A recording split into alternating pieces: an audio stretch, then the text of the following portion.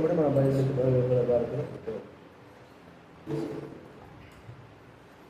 పఠింప శ్రేష్ఠ గ్రంథం బైబిల్ అనే పాట పాడుతున్నా.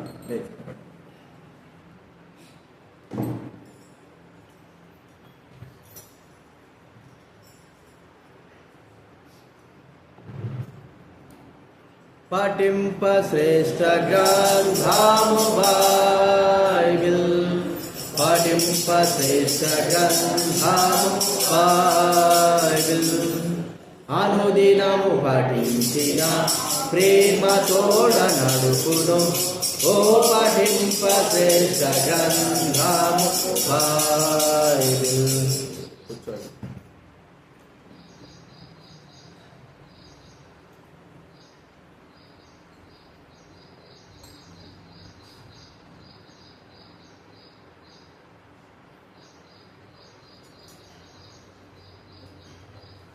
ప్రార్థన చేసుకుందాము.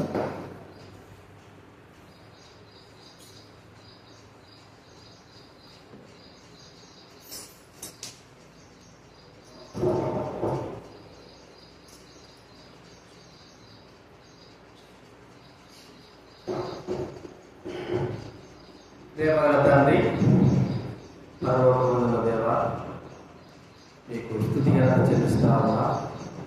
ఈరోజు మీ యొక్క పాదసన్నిధికి మేము చేస్తున్నాము తండ్రి. 7 నెలలు మీ యొక్క కాపుదల, మీ భద్రత అంతటి కూడా మీకు కృతజ్ఞత చెల్లిస్తా ఉన్నా. 8 రోజులలో ప్రవేశపెట్టారు తండ్రి. ఈ దినాన్ని ఇచ్చారంటే మీకు యొక్క మాకంటే 100 మంది పశువులు కానీ, జంతువులు కానీ, పక్షులు కానీ, మనుషులు కానీ ఎంతోమంది గత దినాలు చనిపోయారు. వాళ్ళలో భక్తులు అయితే వారి మరణం ఎలాగ మీదో తెలియదు. చెట్లు ఎదుర్కొని తండ్రి అక్కడ ఎదుర్కొని ఇక్కడ ప్రాణాలు ఇచ్చారు. పిల్లలు పెద్దలు అందరూ కూడా చాలా. అయితే ఈ దినాలు క్షేమంగా ఉన్నామంటే మీకు మీ పని చేయలేకపోయినా, మిమ్మల్ని రాలేకపోయినా, మిమ్మల్ని సేవించలేకపోయినా, మీకు ఇష్టంగా నడుచుకోలేకపోయినా, ఇదిగో ఈ దినాలు మీకు ఆశగా ఉన్నామంటే మీకు తండ్రి. మేము ఆత్మతో ఆరాధించడమే సహాయం చేయండి, కనికరించాలి. మీ కృపా, మీ దేవ అంతటిని కూడా మేము జ్ఞాపకం చేసుకొని మిమ్మల్ని ఆరాధించుకు సహాయం చేయవలసిన మనం చేస్తున్నాం. స్తుతి ఘనత చెల్లిస్తూ ప్రభువైన యేసు నామమున ప్రార్థించి వేడుచున్నాము తండ్రి.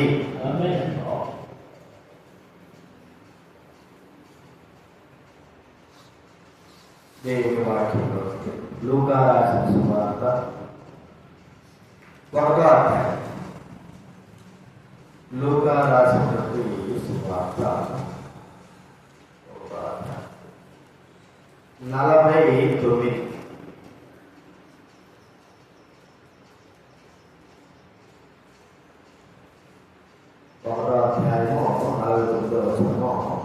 అందరూ కూడా చదువుతున్నారు. లూకా రాసినటువంటి సువార్త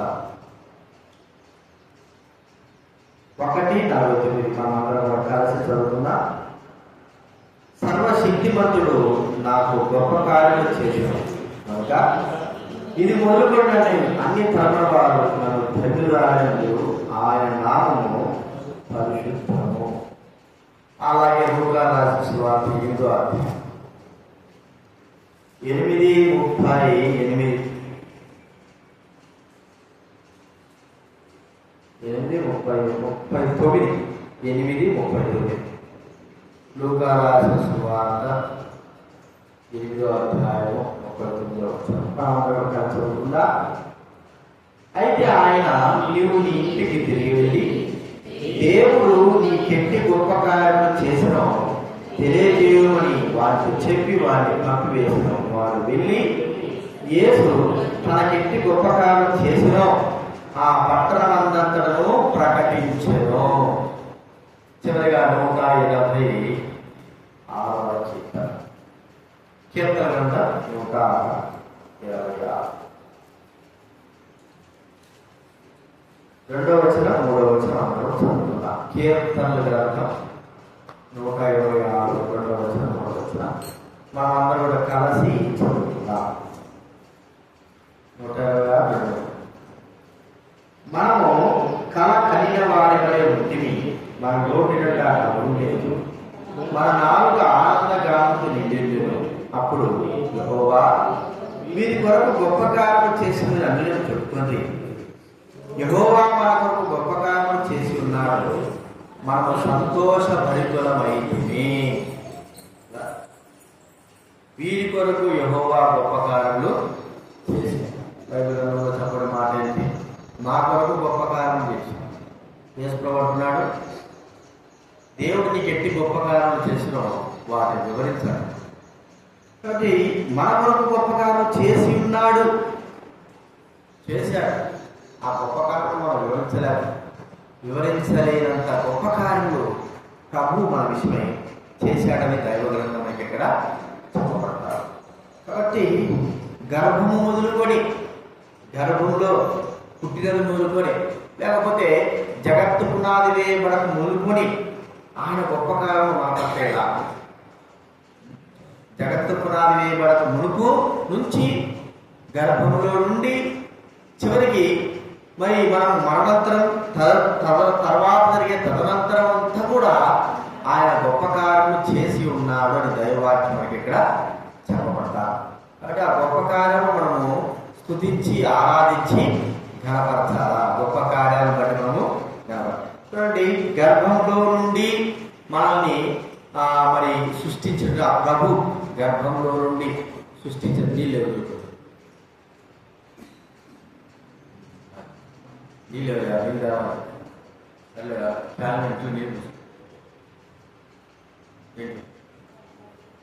ఇంట్లో క్యాన్ గర్భములో నుండి బైబిల్లో చూస్తా ఉంటే జగత్తు పునాది వేయబడక మునిపే మనము క్రీస్తు మనల్ని ఏర్పరచు. జగత్తు పునాది వేయబడక మునిపే అంటే గర్భంలో నుండి దేవుడు మనల్ని ఆ యుద్ధలో ఉండు వేరే చేస్తున్నాడు. జగత్ పునాది వేయబడక మునిపే. చూడండి బైబిల్ గ్రంథంలో కీర్తన గ్రంథం 22వ అధ్యాయం. కీర్తన గ్రంథము 22వ అధ్యాయం 9వ వచనం. కీర్తన గ్రంథము 22వ అధ్యాయం 9వ వచనము, గర్భం నుండి నన్ను తీసిన వాడము నీవే కదా, చేయుచుండగా నీవేలను పుట్టించితివి, గర్భవాసినైనది మొదలుకొని నాకు ఆధారము నీవే. గర్భవాసి అయినది మొదలుకొని నాకు ఆధారం నీవే. నా తల్లి నన్ను కన్నది మొదలుకొని నా దేవుడవు. గర్భములో రూపింపబడక మునిపే గొప్ప కార్యం ఏమిటి? మనం ఏ పాటి వారం? గర్భంలో రూపింపబడకు మనం ఎదుర్కోవడానికి ఏ గొప్పతనం ఉంది? బైబిల్లో చెప్పడం మాట అంటే జగత్తు పునాది వేయబడక మునిపే అనే మాట వాక్యంలో మనకు ఇక్కడ చెప్పడం. జగత్తు పునాది వేయబడక మునిపే, పునాదిలే వేయబడక మునిపే ప్రభు మనతో అన్నది. అది పెట్టు.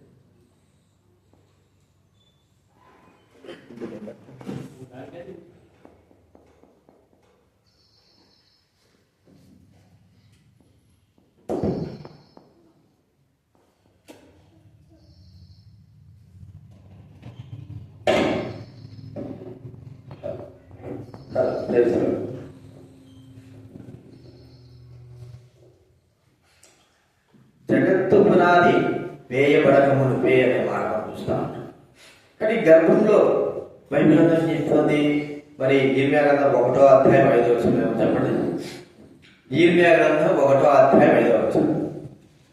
ఇర్మియా గ్రంథం 1వ అధ్యాయం 5వ వచనం చదవండి. మునిపే తర్వాత బయలుపడక మునిపే నేను చూడండి, రూపింపక మునిపే కదండి, రూపింపక మునిపే. ప్రియమైన వాళ్ళ మనము తల్లి తండ్రి మరి స్త్రీ పురుషుల ద్వారా మానవుడి లోకం రావడం సహజమే. కానీ దానికంటే ముందుగా వారి ప్రేమ కంటే ముందుగా దేవుడు ఏర్పాటు అనేది మనం చూస్తాం. దేవుని యొక్క ఏర్పాటు మనం చూస్తాం. కాబట్టి ప్రభు మనం ఎట్టి గొప్ప కార్యాలు చేశాడు. ఆ గొప్ప కార్యం, ఒక గొప్ప కార్యం ఏంటంటే గర్భములో ఉన్నప్పుడే మనల్ని ఆలోచన, మన మీద దృష్టి, అది ఇప్పుడుది కాదు కానీ జగత్తు పునాది వేయబడక మునిపే ఆ దృష్టి అని, జగత్తు పునాది వేయబడక మునిపే దృష్టి.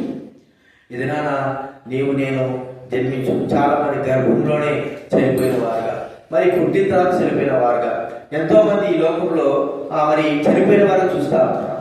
కానీ దేవుని యొక్క కృప, దయ, వాత్సల్యం ఏంటంటే గర్భంలో రూపింపక మునిపే మనల్ని ఏర్పాటు చేయడం. ఇంకా ఏమంటున్నాడు చూడండి, యోగు గ్రంథము 10వ అధ్యాయం, యోగు గ్రంథం 10వ అధ్యాయం, యోగు గ్రంథం 10వ అధ్యాయం 8, 9, 10 చదవడం, 8, 9, 11. యోగు గ్రంథం 10వ అధ్యాయం. నీ హస్తములు నాకు అవయవ నిర్మాణం చేసి జగడమన్నుగానున్న నన్ను నీవు నిర్మించితివి, చేసుకును మరలా మన్నుగా చేయుదువా. చూడు, చర్మముతోనూ మాంసముతోనూ నీవు కప్పితివి, ఎముకలతోనూ నరములతోనూ నన్ను సంధించితివి, జీవం అనుగ్రహించిన కృప చూపితివి, నీ సంరక్షణ చేత నా ఆత్మను కాపాడితివి. గర్భంలో జగటమన్నుగా, హస్తములో అవయవ నిర్మాణం. రేపిన వాళ్ళ మన మట్టి వారం మనకు బాగా తెలుసు. అయితే మట్టికి ఇంత మహిమ, మట్టికి, బంగారుకి, వెండికి, ఇత్తడికి ఏదైనా మహిమ చూపిస్తే ఈ సదాకాలం కొంతకాలం అంటారు. కానీ మట్టికి మహిమ చూపిస్తే ఏమొస్తుంది? మట్టి ఎప్పటికైనా ధూళి, దుమ్ము లాంటిది, అది ఎప్పటికైనా ధూళిగా పోవాల్సిందే, దానివల్ల ప్రయోజనం ఏం లేదు. కానీ మనల్ని మట్టి వాడమైన మనల్ని తల్లి గర్భంలో రూపింపబడక మునిపే ఎముకలను సంధించినాడు, నరాలను ఇచ్చినాడు, చర్మాన్ని ఇచ్చినాడు, తన రూపంతో మనం ఏర్పాటు చేసినాడు. మనం బయటికి రాక మునిపే తన యొక్క సంకల్పాలన్నిటినీ బట్టి మనల్ని నిర్మాణం చేసినాడని దైవ గ్రంథం మనకి ఇక్కడ చెప్పబడతాం.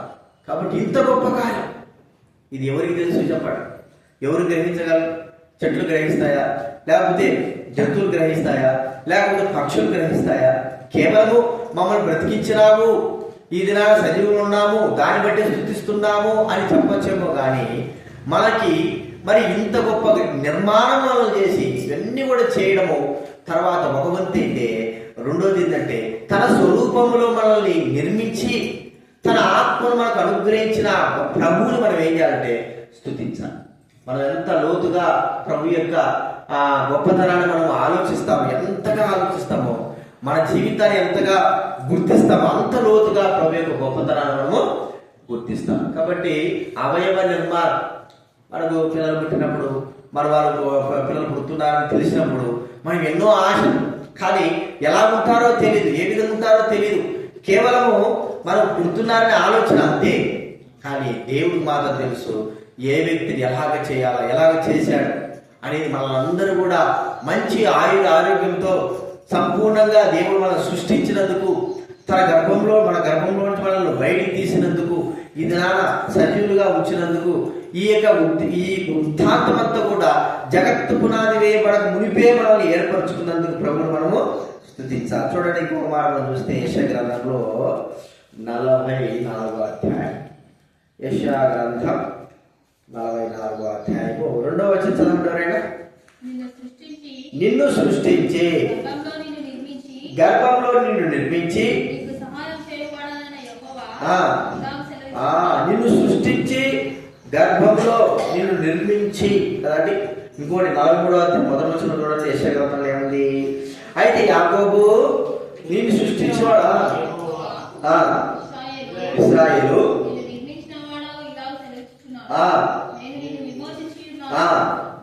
భయపడము, పేరు పెట్టి నిన్ను పిలిచిండు, నిన్ను సృష్టించిన వాడు యెహోవా, బాగా సృష్టించాడు. ఇది గొప్ప అద్భుతం, గొప్ప కార్యం. అది మనం ఆలోచిస్తే కానీ మనం అంతగా ఇంత గొప్ప కార్యము మనం పుట్టకునిపే ప్రభు దేవుడు మన పట్ల ఉద్దేశించాడు అని మనం ఒకసారి గుర్తించగలిగితే తప్ప మనం ప్రభువుని ఆరాధించాలి. ఇది మొట్టమొదటి మనం చూస్తుంటున్నాం. మనల్ని గర్భంలో తన చేతులతో నిర్మించి అవయవ నిర్మాణం చేసి మన ఈ లోకంలో జన్మింపజేసి తన ఆత్మనిచ్చి తన స్వరూపంలో మనం చేసిన మట్టివారమైన మనము ప్రభువుని స్తుతించాలని ప్రభు మనతో చెప్తారు. రెండోదిగా మనం ఆయన చేసిన గొప్ప కార్యం ఏమిటంటే ఊరికే జన్మించడమే కాదు, జన్మింపజేయడమే కాదు, వారి విషయమై వారిని ఎత్తుకొని సంకర పెట్టుకునేవారు. పిల్లలు మరి ఒక్కోసారి తల్లిదండ్రులు ఏం చేస్తుంటారు, కింద వదిలి పెడతారు. వాళ్ళు తోగాడాలా లేకపోతే వాళ్ళు ఆడుకోవాలంట.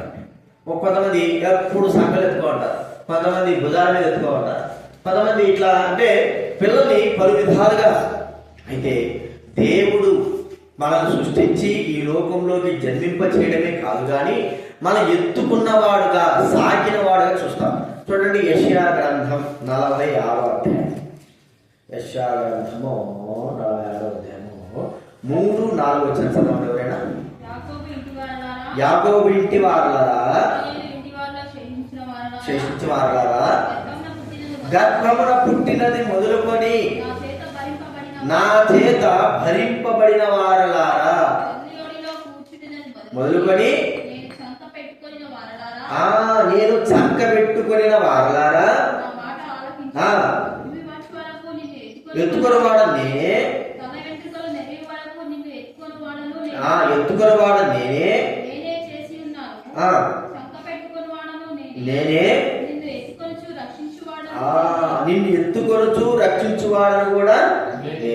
చూడండి, చంకన పెట్టుకున్నాడు. తల్లి ఒడిలో కూర్చున్నది మొదలుకొని చంకన పెట్టుకున్నాడు. మనకు తెలియడం లేదు కానీ ప్రభు మనల్ని తన చంకన ఉంచుకుంటున్నాడు, లేక తన భుజాలపైన ఉంచుకుంటాడు, తను ఎత్తుకుంటున్నాడు.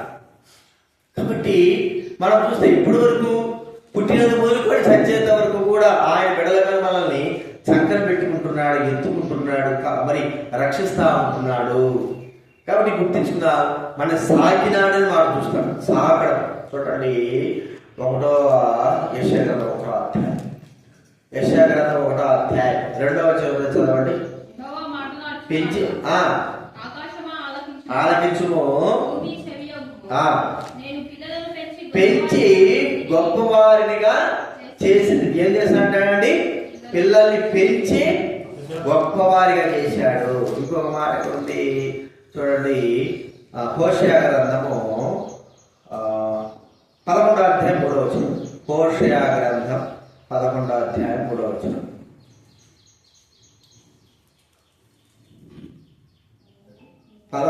హోషేయ 11 3వ వచనం.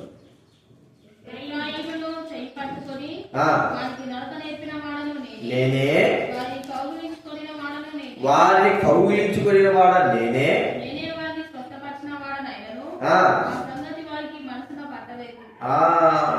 ఇంకేమంటున్నాడు? విలాప వాక్యాలు 2వ అధ్యాయం. విలాప వాక్యాలు 2వ అధ్యాయం. విలాప హెజ్కేలుకి ఇర్మియాకు మధ్య ఉంటుంది చూడండి. విలాప వాక్యం 2వ అధ్యాయము 22వ వచనం. చాలా చక్కని మాట మనకు. చేతులతో ఆడించి సాగిన వారని అని మాట ఉంది.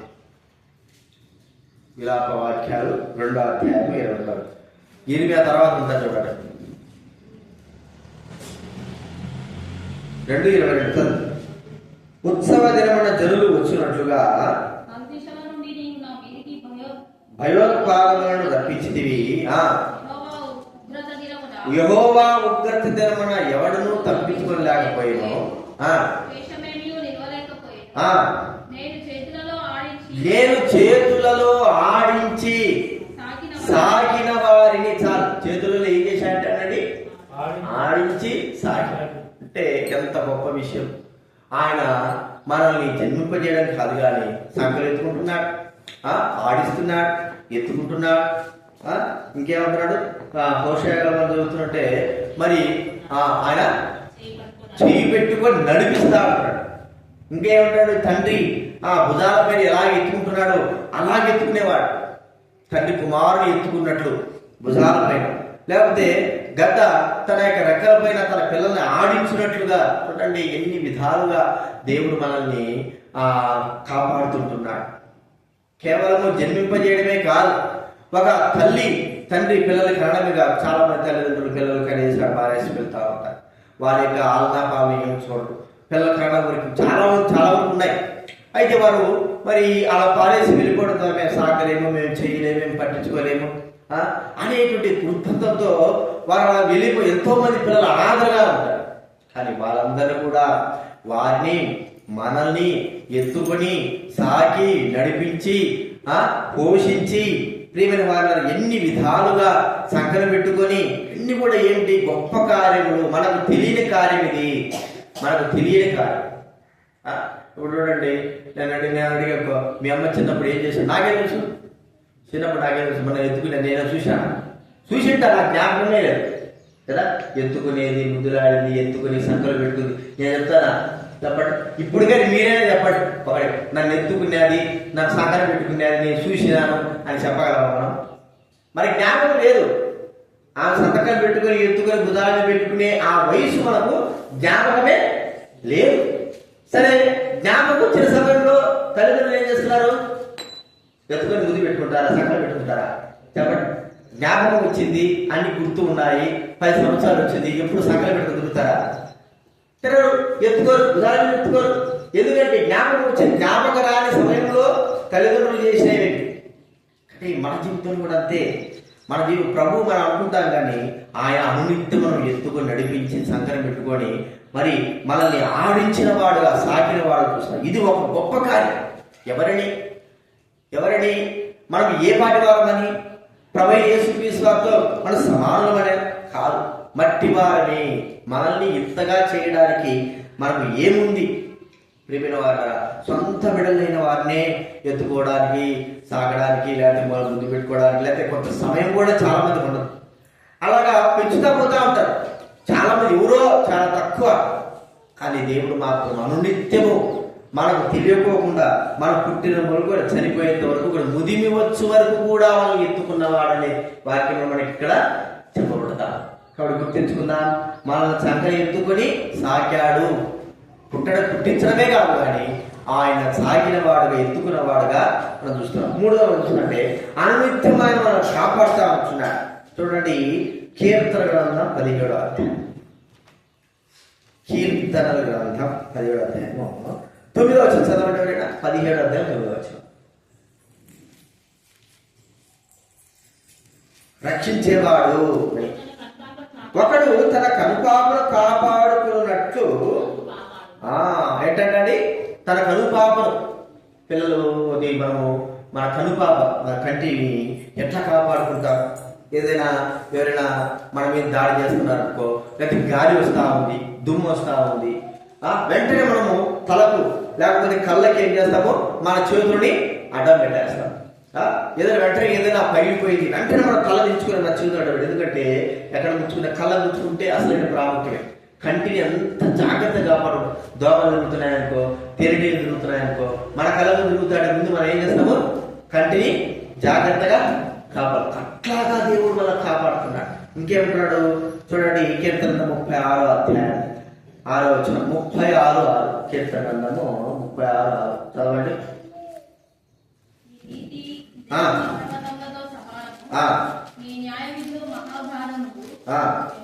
యెహోవా నరులను జంతువులను రక్షించువాడము నీవే. నరులను జంతువులను కూడా రక్షించేటువంటి వాడు. చూడండి 125వ అధ్యాయం 2వ వచనం చదవండి.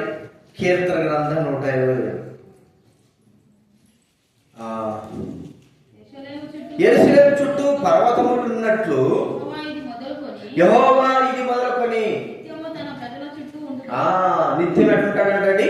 తన ప్రజల చుట్టూ రక్షించేవాడు. యెషయా గ్రంథం 49వ అధ్యాయంలో ఇంకా చక్కని మాట చూస్తా ఉంటే 49వ అధ్యాయం 15వ వచనం, 49వ అధ్యాయం 15వ వచనం.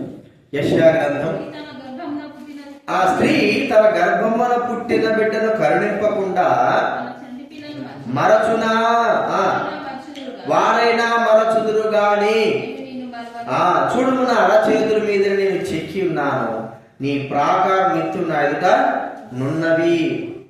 మరచునా అంటే మరచడు, ఆయన నిత్యము కాపాడేవాడు మనం చూస్తూ ఉంటున్నాం.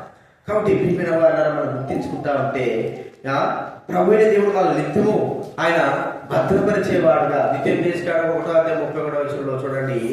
ద్వితీయోపదేశకాండం 1:31 చదవండి. ద్వితీయోపదేశకాండం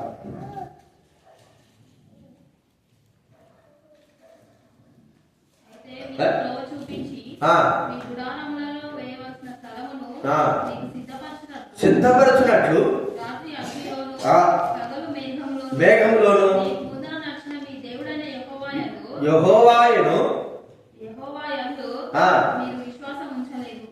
31:1 ద్వితీయోపదేశం. ఐగుప్తులోను అరణ్యంలోను యుద్ధం చేయను, మంతటిలోను ఎత్తుకొనున్నట్లు. ఎంత మంది ఎత్తుకొచ్చాడండి చేతుల మీద ఆయన. వందల వేల మంది, లక్షల మంది, 20 లక్షల జనాభా పై మంది ఎత్తుకొచ్చాడు. మనుషుడు తన కుమారుణ్ణి ఎత్తుకొని వచ్చున్నట్లు అనే మాట.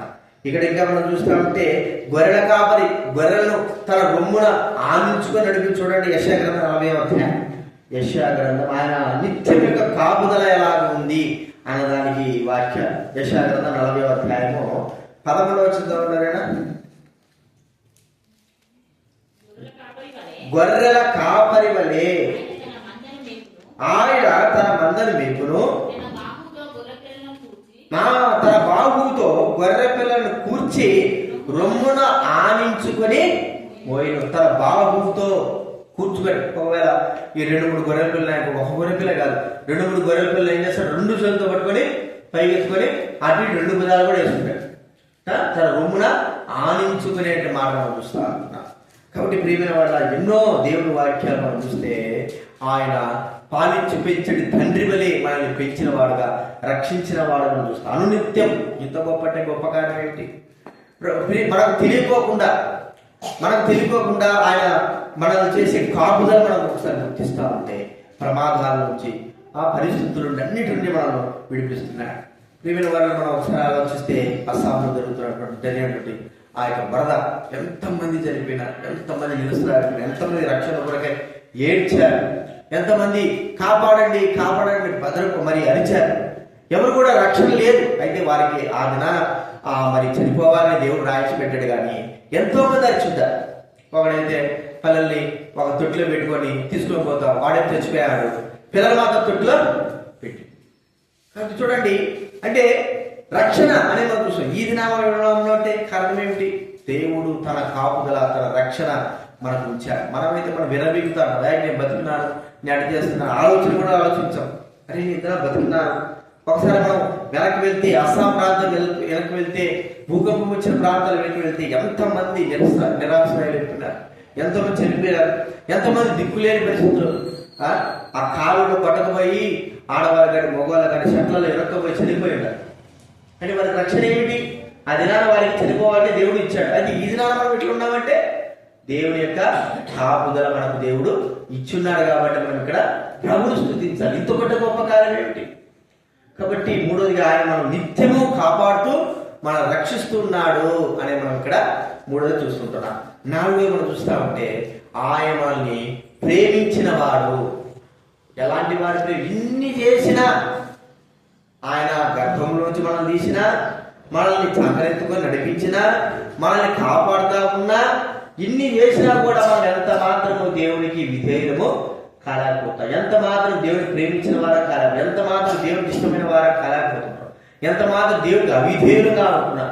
అయినా కూడా దేవుడు తన ప్రేమ మాత్రము ఆయన మార్చుకోలేదు. నిత్యము ప్రేమిస్తాం. నిన్ను నన్ను పలు విధాలుగా మనము దేవుడికి అవిధేయత స్వభావం చూపిస్తా ఉంటున్నాం. మనం అనుకుంటున్నాము కానీ దేవుడికి ఎంత అవిధేయత చూపిస్తున్నామో మనకు తెలుసు. మన వ్యక్తిగత జీవితానికి తెలుసు. ప్రియమైన ఎవరో చెప్పాల్సిన అవసరం లేదు.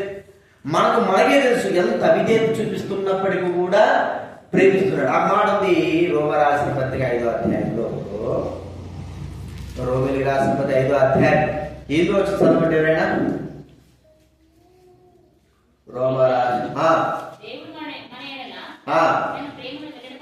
వెల్లడిపరచుచున్నాడు.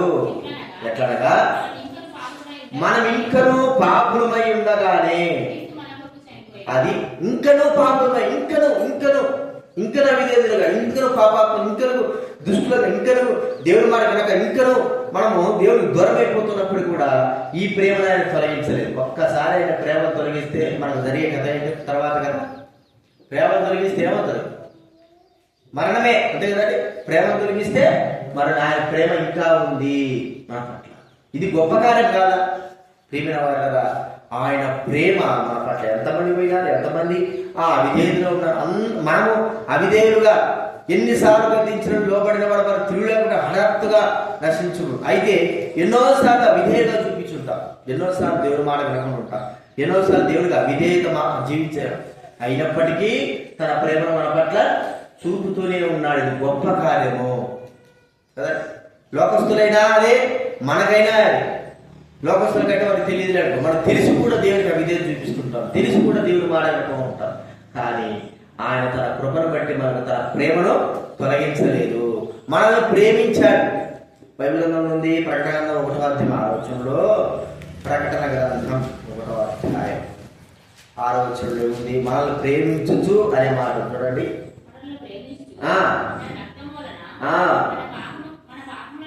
మన పాపముల నుండి మనల్ని ప్రేమిస్తూ తన రక్తం వల్ల మన పాపం నుండి మనం ఏం చేశాడు? ఇది ప్రేమ. ఈ ప్రేమను తొలగించాలి ఆయన. ఇది ఒక గొప్ప కార్యం. ఎన్ని రోజులు ప్రేమిస్తాడు, ఎన్ని రోజులని ఆయన ప్రేమ చూపుతూ ఉంటాడు. ఆయన మరి మన విషయమై కోపము, ఉగ్రత రూపం దాల్చేవాడు కాబట్టి మనం చేసే తప్పులకి మనమే మన పిల్లల విషయమై 2 సార్లు 3 సార్లు చేస్తే కోపడతా ఉంటాం, కొడతా ఉంటాం, ఒక్కోసారి అసహించుకుంటా ఉంటాం, ఏమేమో చేస్తూ ఉంటాం. మరి దేవుడు ప్రేమిన వాడు, ఆయన ఎంత ప్రేమ కలిగిన వాడంటే, మనం ఎంత చేస్తున్నప్పుడు కూడా, ఎంత అవిధేయతలు ఉన్నా కూడా, మాట వినకపోయినప్పుడు కూడా, మరి దేవుడికి అసహ్యకరంగా జీవిస్తున్నప్పుడు కూడా, దేవుడికి దూరం అవుతున్నప్పుడు కూడా, దేవుడి మీద రాకపోయినప్పుడు కూడా తన ప్రేమను మన పట్ల తొలగించాలి. అది ఆసరాగా తీసుకొని మనం ఇంకా ఎక్కువ చేస్తాడు. కానీ ప్రేమ తొలగిపోక మునిపే మన జీవితంలో సరిచేయబడవలసిన వారంగా ఉండాలి. ప్రేమకు దగ్గర కావాలి అని మనం గుర్తించాలి, ప్రభుని స్తుతించాలి. ఈ 4 గొప్ప కార్యాలు మనకు చేశాడు. మొట్టమొదటి కార్యం ఏంటి? మనల్ని గర్భంలో రూపింపబడక మునిపే బయట తీశాడు. ఆయనే స్వయంగా మనల్ని హస్త అవయవ నిర్మాణం చేశాడు. ఆయనలో నుండి ఇచ్చినటువంటి ఆత్మనే మనకు అనుగ్రహించాడు, జీవాన్ని ఇచ్చాడు. ఆయన స్వరూపమే మనకు కలగజేశాడు. ఇది ఎంత గొప్ప కార్యం అండి, ఎవరికి కూడా లేదు. రెండుగా మనం చూస్తా ఉంటే ఆయన మనలను మరి చక్కరెత్తుకున్నాడు, నడిపిస్తా ఉంటున్నాడు, భుజాల మీద ఎత్తుకుంటున్నాడు. మరి ఆయన మరి నడిపిస్తూ సాగిన వాడుగా, పెంచిన వాడుగా మనం చూస్తా ఉంటున్నాడు. ఎంత గొప్ప కార్యం. ఒక దేవుడు మనకు తెలియకోకుండానే మనం అనుకుంటాము, మన పిల్లలు మనం పెంచుతున్నాం అనుకుంటాం. మనకు మించి ఆయన కార్యాలు చేస్తాం. తెలియకోకుండానే మన మీద మనం పెంచేది వేరు, మనం పెంచేది కనబడి పెంచుతాడు. మనం తెలియకోకుండానే మనల్ని, మన బిడ్డలైన వారిని, మనల్ని కూడా ఆయన పెంచిన వాడు దేవుడే. కాబట్టి అది మూడోది చూస్తే అనిత్యం కాకుండా మనం 2-3 సార్లు చూస్తా ఉంటాం. ఎంతసేపు మనం ఎంతని పట్టుకోగలం, ఎంతని భద్రపరచగలం, ఎంతని కాపాడగలం? మన వల్ల కాదు. కానీ దేవుడు మాత్రము అనిత్యము మనల్ని కాపాడుతున్నాడు, మన పిల్లల్ని కూడా కాపాడు. మనకు తెలియకోకుండానే కదండి, మనకు తెలియకోకుండానే మన పిల్లల్ని కాపుదల, అది మనం గుర్తించుకోదగ్గ విషయం. ఎంత రక్షిస్తున్నాడు, భద్రపరుస్తున్నాడు. మనకు తెలియకోకుండానే మనల్ని నిత్యము కాపుదలతో చూస్తా ఉంటున్నాడు. మనం కంటి తన కనుపాప ఎలాగైతే ఒక వ్యక్తి రక్షించుకుంటాడో అలాగే మనం రక్షిస్తున్నాడో మనం గుర్తించుకోవాలి. అంత మాత్రం కాదు, మనం ఎన్ని విధాలుగా తప్పులు చేస్తున్నా ప్రేమిస్తున్నాడు. మనకు తెలుసు, మన పిల్లలు దుర్మార్గంగా, పాపాత్ములుగా, మోసగానే జీవిస్తున్నా వాళ్ళు మన బిడ్డలుగా మనము అంగీకరిస్తాము. అంత మాత్రం వారి మీద మన ప్రేమ ఉంటుంది. కాపుతో తీసుకో కొందరా ఉంటారు, అసలుకే తొలగించుకోలేదు. అయితే మనం ఎంతగా దుర్మార్గంగా ఉన్నా మన మీద తన ప్రేమను ఆయన తొలగించలేదని దైవవాక్యం మనకి ఇక్కడ చెప్పబడతారు. మనం ఇంకనూ పాపమై ఉండగా, ఇంకనూ అనే మాట, మన కొరకు తన ప్రాణాన్ని ఆయన అర్పించాడు, చనిపోయి సమాజపడి తిరిగి లేచాడు. కాబట్టి ఈ 4 గొప్ప కార్యాలు మనం గుర్తు చేసుకునే ప్రభువును మనము ఆరాధించి విషయాలు జ్ఞాపకున్న ఆరాధనలో మనము ప్రవేశించి లేచేలో ఒక ఆరాధన.